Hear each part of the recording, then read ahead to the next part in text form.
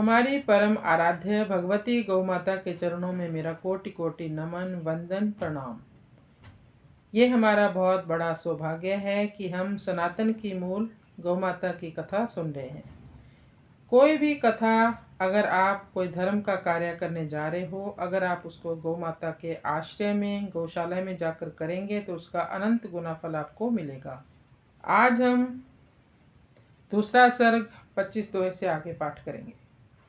ज्ञान ज्योत ही सब ही प्रकाशा, ज्ञान ज्योत ही तब ही प्रकाशा, सात्विक श्रद्धा धेनु निवासा। सोहम मंत्र श्वास ध्वनि करई, सनिकसत भीतर भरई। श्री राम जय राम जय जय राम, जय गौ माँ जय जय गोपाल। ज्ञान ज्योत का प्रकाश हृदय में तभी आता है जब सात्विक श्रद्धा देने वाली गौ माता का निवास होता है। श्वास के शब्द को सोहम के ध्वनि में सुना गया है। स जब निकलता है तो एवं ह अक्षर की ध्वनि भीतर जाते हुए होती है। बिलग शरीर केस नख होई, जानी अशुभ नहीं राखत कोई। धेनु पूछ चमर बनी केसा, मंदिर राज भवन सो नरेसा। जब नाखून और बाल शरीर से अलग होते हैं तो अशुभ समझकर उसे कोई नहीं रखता, परंतु गाय की पूंछ के बाल चमर बनकर राजभवन एवं मंदिरों में डुलाए जाते हैं। जय गौ माँ जय जय गोपाल, भरत भारती महिमा भारी। सकल लोक मुद मंगलकारी, सकल लोक मुद मंगलकारी। सकल जगत गुर गौरव पाई, कुरुक्षेत्र शुभ सृष्टि सुहाई। भरत की भारती की बड़ी भारी महिमा है, संपूर्ण लोकों के लिए प्रसन्नता एवं मंगल करने वाली है। भारतवर्ष को सारे संसार के गुरु होने का गौरव प्राप्त है। कुरुक्षेत्र से सृष्टि का आरंभ हुआ। गोमुख तेनिक सीमा गंगा, सुखद प्रवाह अध्यात्म तरंगा। रहे पीयूख ब्याई नव गाई, अमिये वत्स अवशिष्ट सुहाई। जय गौ माँ जय जय गोपाल। गोमुख से गंगा का उद्गम हुआ, जो अध्यात्म की तरंगे सुखद प्रवाह लिए हुए बहती है। नई ब्याई हुई गाय के दूध को पीयूष कहा गया है। जो बछड़े के मुख से अपशिष्ट निकला है वही अमृत के समान दूध है। जंत्र रोपी पय दोही, गिरत रक्त की धार। अस दूध अबुद्ध बने, खरी परत है मार। जो लोग मशीन का प्रयोग करके दूध दूहते हैं और उस दूध दूहने के साथ ही जब दूध खत्म हो जाता है थनों में तो रक्त की धार निकलनी शुरू हो जाती है, ऐसे दूध पीने से बुद्धि और चित्त रहित बनते हैं। भयंकर मार उनको जम की पड़ती है। धेनु धरोहर वेद पुरातन, रीति नीति ऋषि रही सनातन। पंचगव्य बिनु भई का पूजा, थापी देव पंचामृत दूजा। गौमाता वेद एवं पुरातन धरोहर है। यह तो ऋषियों की सनातन रीति नीति है। पंचगव्य के बिना पूजा कहाँ होती है? पंचामृत के बिना कौन से देवता की स्थापना होती है? उर विशाल पय पान बनावा, सुप्त कुंडली तुरत जगावा। बद्री धाम रही नृपति विशालु, जय कारण प्रभु भय निहालु। हृदय को विशाल भी दूध ही बनाता है, सोई हुई कुंडलिनी शक्ति को भी दूध ही जागृत करता है। बद्रीधाम में विशाल नामक राजा रहते थे, जिसके लिए भगवान निहाल हुए। हरि अवतार भयउ 24, प्रथम प्रगट सनकादि मुनीसा। ब्रह्मचर्य व्रत धारण कीनो, केवल राहा हरि को लीनो। जय गो माँ जय जय गोपाल। भगवान के 24 अवतार हुए, उनमें से पहला अवतार सनकादि। सनकादि यानी सनक, सनंदन, सनातन, सनत कुमार ब्रह्मचर्य का व्रत धारण करते थे, केवल हरि का ही रास्ता ही अपनाया उन्होंने। निजानंद अवगाहा कुमारा, सदा एक रस रहित विकारा। व्यापक ब्रह्मचर्य लाए, धेनु पाद सनकादि दिखाए। जय गो माँ जय जय गोपाल। चारों कुमार निजानंद में डूबे रहते हैं, सर्वदा एक ही रस में विकार रहित व्यापक ब्रह्म में चल रहे हैं। लय लगाए हुए गोमाता के पैरों में चारों के दर्शन होते हैं। कुछ लेना देना नहीं, बसत सदा अकेल। बाल भाव नित डूब ही, प्राण वायु संग खेल। कुछ भी लेना देना नहीं, दुनिया से सदा एकांत में रहते हैं। नित्य ही बाल भाव बना रहता है एवं प्राण वायु के साथ ही खेलते रहते हैं। बर बराहा दूसरे अवतारा, धरा उतरी कर पर उपकारा। नारद भक्ति सूत्र जगदीजो, सुमन स्वल्प बहु कंटक लीजो। श्रेष्ठ वाराह अवतार दूसरा अवतार है, जिसमें धरा पर उतरकर कुछ परोपकार कर यह शिक्षा दी। तीसरा अवतार नारद जी का है, जिसमें भक्ति सूत्र बांटे एवं जगत में फूल कम हैं, कांटे ज्यादा हैं, सुख कम है और दुख ज्यादा है, इसलिए इसका नाम दुखालय भी हो सकता है। नर नारायण पुण्य अवतारू, नर जीवन नारायण सारू। पंचम कपिल कपि मन चीन्हे, भयो कितारथ बस जेहि कीन्हे।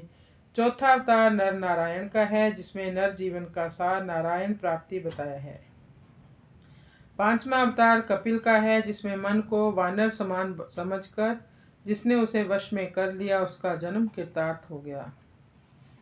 साधन रत अत्रि अनुसुईया, सुत त्रिदेव दंत तजी ईर्षा। किए यज्ञ दक्षिणा धन धन्या, फल संतोष शांति सुख पुण्या। छठा अवतार दत्त भगवान साधन रथ अत्रि और अनुसुईया के घर पधारे, त्रिदेवों को पुत्र बनाया। दत्त भगवान ने ईर्षा त्यागने का संदेश दिया। सातवां अवतार यज्ञ अवतार का हुआ, जिसमें दक्षिणा पत्नी बनी। यज्ञ में धन को दक्षिणा बनाकर धन्य बनाया, उसका फल संतोष शांति सुख पुण्य रूप में प्राप्त किया।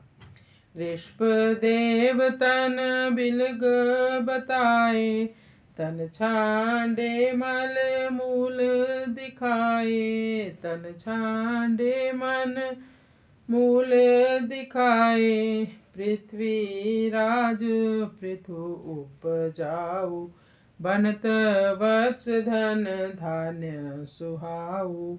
आठवां अवतार ऋषभदेव भगवान का है, जिन्होंने शरीर को अलग बताया। शरीर पर विचार छोड़ो, मूल रूप से मन को मानो। नवा अवतार पृथु महाराज का है, जिनसे पृथ्वी उपजाऊ बनी। बछड़ा बनते ही धन धान्य पृथ्वी देने को तैयार है। मीन रखे जल प्रीति जो, हस हरि सो हो। मीन रखे जल प्रीत जो अस हरि सो हो। भवसागर तरिहो झट शरणागत को सो। जय गो माँ जय जय गोपाल। जैसे मछली जल से प्रीत रखती है, ऐसे ही प्रीत जब हम हरि से करेंगे तो तुरंत भवसागर से पार हो जाएंगे, क्योंकि वह शरणागत का ही है, शरणागत वत्सल है प्रभु। कच्छप जलधि पहाड़ उठावा, धनुज देव संग पार लगावा। धरा धेनु पीयूष बतावा, धनवंतर शुभ अमिय दिखावा। 10वां अवतार कच्छप रूप रखकर मंदराचल पहाड़ को उठाया और देवताओं के साथ धनुजों को भी पार लगाया। 11वां अवतार पृथ्वी यानी धेनु है। मंथन होने पर अमृत मिलेगा, यह धन्वंतरी भगवान ने दिखाया। असुर सुरासुर अमृत दीन्हा, मोह भयो मोहिनी बपु कीन्हा। धरि नर सिंह रूप हरि आए, भगत प्रीत प्रहलाद बचाए। दैत्यों को मदिरा एवं देवताओं को अमृत देने के लिए मोह रूप मोहिनी का 12वां अवतार धारण किया। 13वां अवतार नरसिंह रूप रखकर भगवान आए, भक्त के प्रेम के लिए आकर प्रहलाद को बचाया।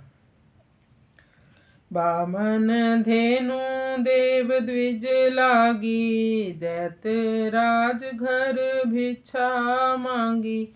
12 दिवस पयो व्रत कीन्हा, अदिति उदर बास प्रभु लीन्हा।